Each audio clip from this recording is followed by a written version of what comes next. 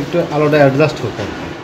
গতকাল রাতে sub inspector Rafiq, সঙ্গীয় ASI এবং অন্যান্য ফোর্স সহ অভিযান ডিউটি করাকালে গোপন সংবাদের ভিত্তিতে ঝিনাইদহ পৌরসভার বাস টার্মিনাল এলাকা হইতে 7 কেজি গাঁজা উদ্ধার করে জব্দ তালিকা করে হেফাজতে নেয়। প্রাথমিকভাবে জানা যায় তারা পার্বত্য অঞ্চল থেকে গাঁজাটা সংগ্রহ করে বিক্রয়ের উদ্দেশ্যে টার্মিনালে অবস্থান করতেছিল। এই সংক্রান্তে মনিরুল বিশ্বাস নামে একজনকে আটক করা হয়। তাকে জিজ্ঞাসাবাদ চলতেছে। জিজ্ঞাসাবাদ শেষে আমাদের নিয়মিত মামলা রুজু তাকে বিজ্ঞ আদালতে প্রেরণ করা হবে।